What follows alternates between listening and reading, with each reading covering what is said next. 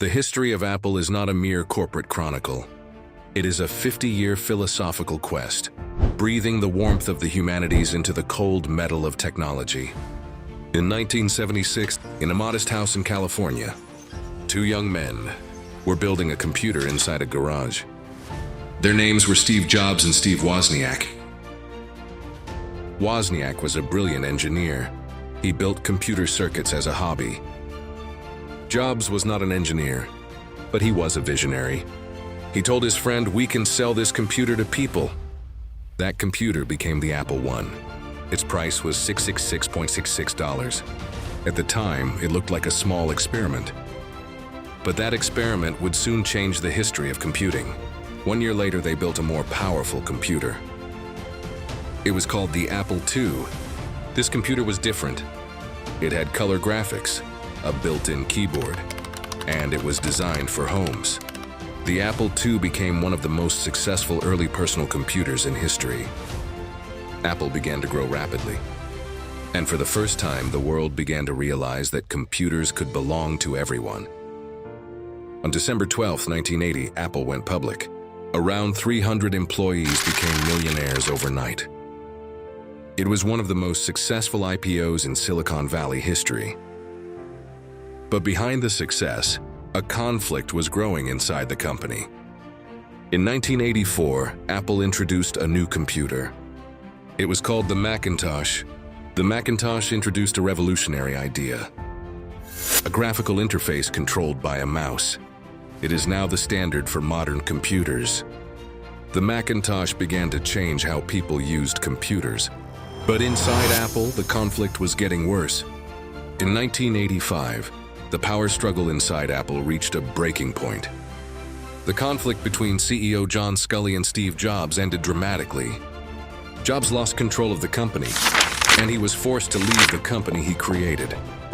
Later, he said that this moment became the beginning of his most creative years. Another company dominated the computer market. That company was Microsoft. Windows became the dominant operating system in the world. Apple began losing market share, and by 1997, Apple was close to bankruptcy.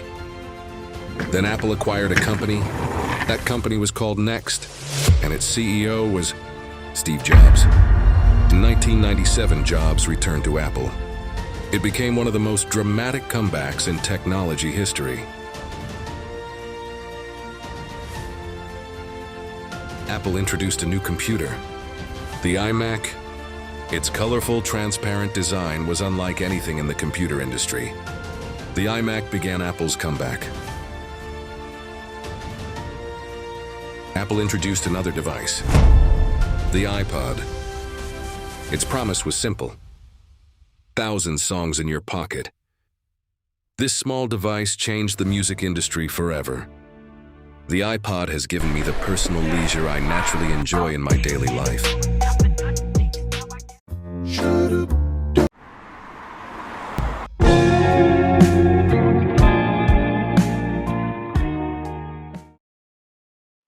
Steve Jobs walked onto a stage. He said, "Today we are introducing 3 revolutionary products: an iPod, a phone, and an internet communicator." But they were not 3 devices.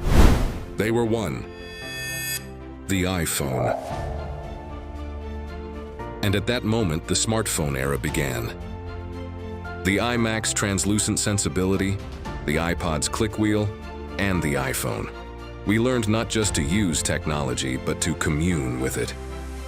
Innovation became the heartbeat of Apple once again. By perfectly integrating hardware and software, we proved how beautifully technology can permeate human life. Like the perfect circular structure of Apple Park, Apple's supply chain and philosophy circulate without a gap. Apple designs every part and every line of code itself. Apple has evolved into an empire of services that cares for your daily life beyond hardware. This is Apple's relentless consideration for the user. It is not technology that changes the world, but the will of the people who wield that technology. Apple's orbit never stops. Keep thinking different. Stay hungry, stay foolish, Your greatness is our future. A small company that started in a garage. They changed the world. After enduring a long, dark period, they finally succeeded. A perspective that was a little different from others changed the world.